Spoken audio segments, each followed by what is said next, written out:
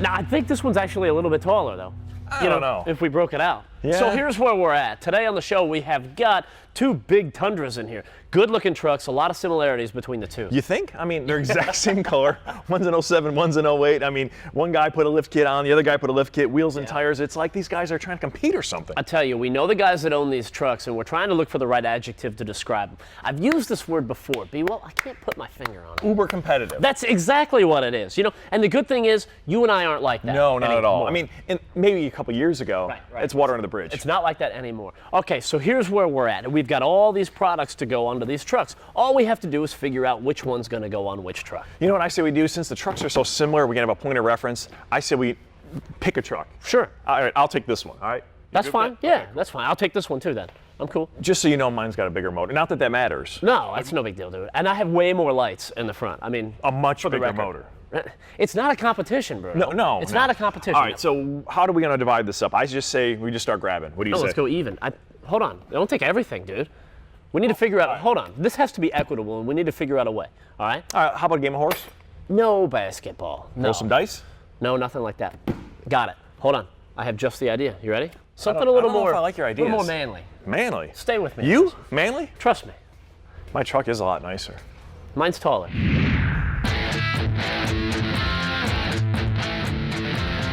So this is what you had in mind. Yeah, you're finally coming around a little bit. Nice to get out. That's not loaded, right? No, not yet. All right, I feel a Not little yet. better. All right. Here's what I have in mind. A little competition of sorts, right? Competition of accuracy, control, and whatnot. Right? Now, and you do realize I've never shot a handgun before. Yeah, why do you think we're here? I mean, paintball, I'm a master, I tell you, but the real thing, not so much. I need every advantage I can get, dude, you know? All right, so here's what we're fighting for. First thing up, it's parts. It's all about who's going to win what, the choice parts for their vehicle. And first up, Husky, what we got, Husky liners and the Headlight Guard, right? Yep. I feel like I'm at a little bit of a disadvantage. I'm not going to kid you. Don't worry.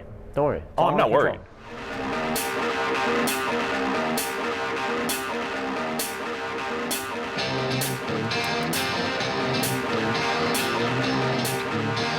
All right, B, we're gonna start off nice and easy. A little 38 special, little revolver, nice and lightweight, small gun. All right, we'll get 3 shots apiece. It's got a little kick on it for a gun this small, though, so be ready for that. I'm ready, baby. All right.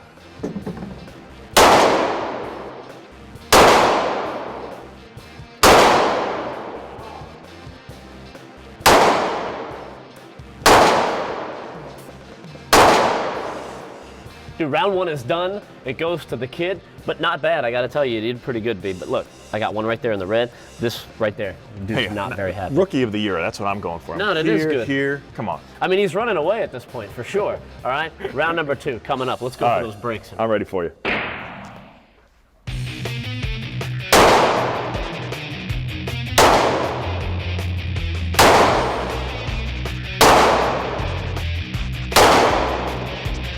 All right, so this ain't looking real good for me right now. That's not looking real good for either one of us.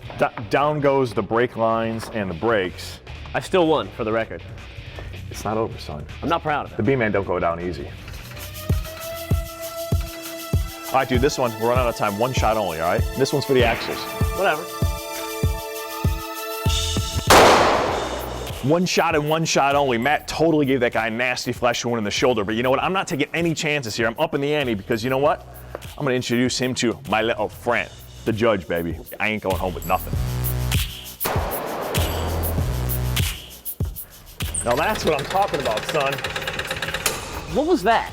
That's called me winning. It's called cheating. Maybe. I never said I fought fair, buddy.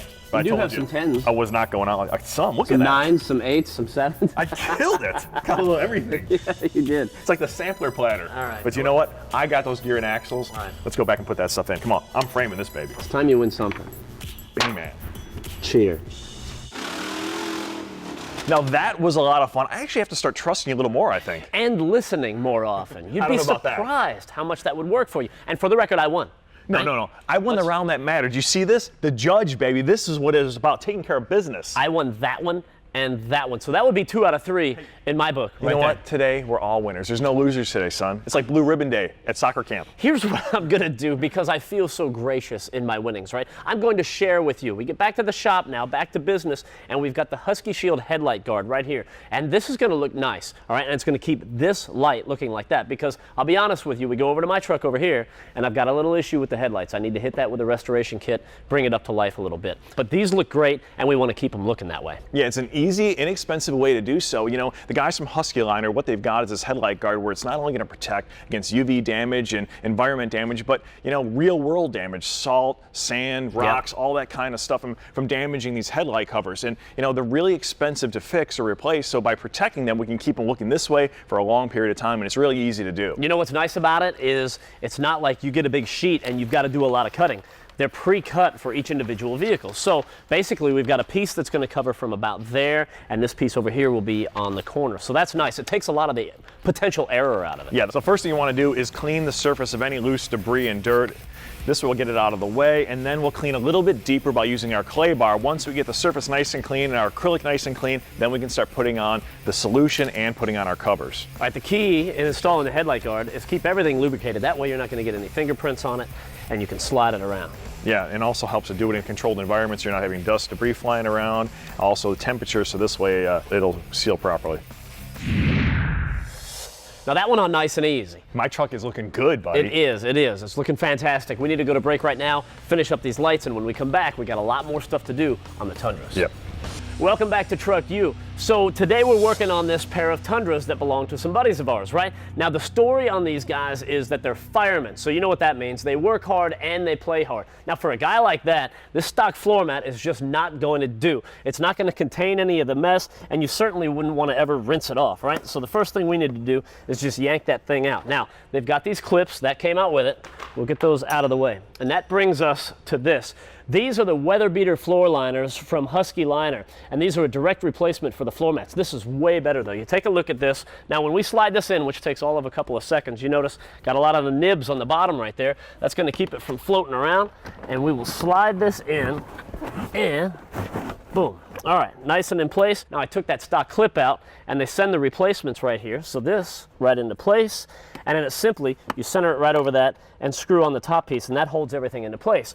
Now that it's there, you can really see the difference because look, it's got the ridge going all the way around. That's going to contain the mess, whether it's mud or dirt or water or snow. Whatever he brings into this truck, it's staying right there and it's protecting the rest of the floor. It goes up on the back side of the pedals back there and comes all the way out to the threshold. Another cool thing about these Weatherbeaters is they're made right here in the USA and they are guaranteed for life. Now these guys have been making interior protection products for 25 years, so they know what they're doing. Well, Matt's over there working on those Husky floor liners. I'm back over here working on my 2008 Tundra. Now, it's all about protection up front. It's the most susceptible area of your truck, that front part of the hood right here, which gets all those scratches, all those rock chips. We're going to protect it with the Husky Shield paint protection film. The great thing about it's going to give you uniform protection that those ugly bug deflectors won't do. The nice thing about it, you won't have any scratches underneath. Well, the last piece of the puzzle for a Husky Liner protection plan on this Tundra is an area that is in dire need of it, and that's right here behind the wheel wells. You know, the bigger tire you put on, the more junk you fling up. You got rocks and stones and sand and salt beating up this area. It's almost like sandblasting it away, so you not only want to protect it, but these Nerf bars. So what we're going to do is install a brand new set of custom molded mud guards from Husky Liners. Now, these things are great because they're molded vehicle specific, so they're going to fit right, and they're going to last for life because these things are guaranteed for life, so that's a nice thing.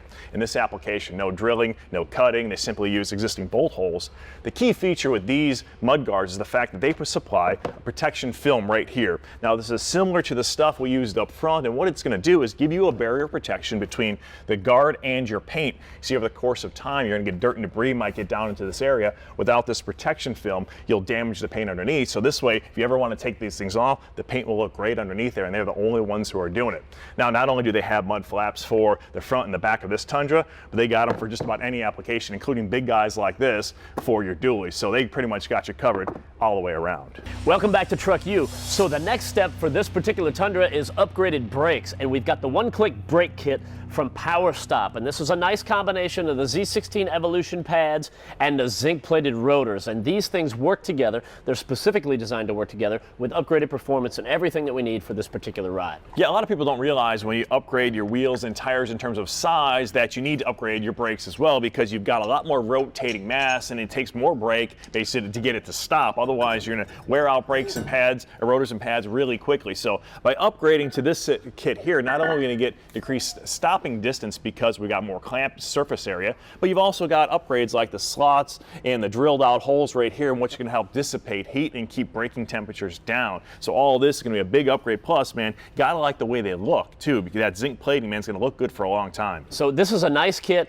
It's an alternative to spending a ton of money, but you still get that big brake feel. Now we're going to combine these new pads and rotors with a brand new set of stainless steel brake lines we're getting from Crown Performance Products. Now these are a significant upgrade over stock because you've got these factory rubber lines and these stainless steel ones. These stainless steel lines are rated over 4,500 PSI, which is way above you would ever want to push with your left foot, man. So it's going to handle all the pressure you want to put to it. They're legal for street and racing applications, and these things are great because you can get them any way you want them, different sizes, different colors, and different lengths. They're 5 layers too, including stainless steel and Kevlar. Now what's nice is they're not going to blow up like a loose balloon. There's no volumetric expansion, so the response is going to be immediate. When you hit the brakes, the fluid goes through there, nothing expands, and you feel it, and that's what you want. Yeah, they also got upgraded fittings on the ends as well, so this is a big upgrade, and you combine it with the whole package here, it's going to be a significant difference when it comes to braking power. It's a nice combination between the Crown Performance lines and the Power Stop brakes, and it's a combination that's going to serve this truck quite well.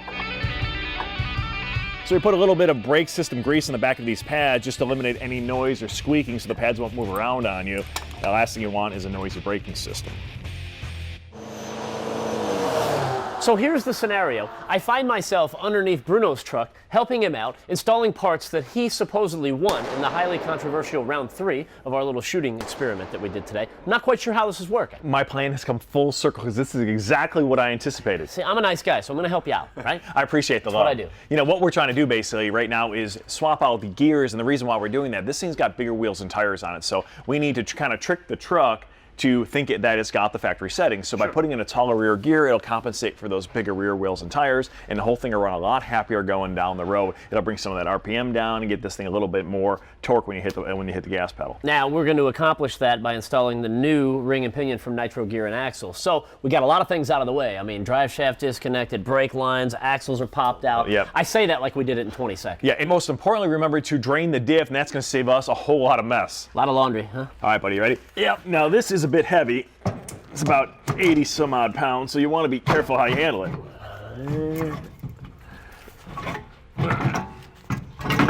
Alright, there we go. Good? Ow, ow, ow. There we go. Got it. I got it. Got my finger almost a little bit, but that's good. Hey, how's that finger doing? It's still attached. Well, Thanks. that's good. I lost a shirt, man. I'm the one who's hurting here. I'm crying for you. All right, so Bruno was going over this a little bit earlier, and he was talking about tricking the driveline into thinking that we had the stock size tires on there, right?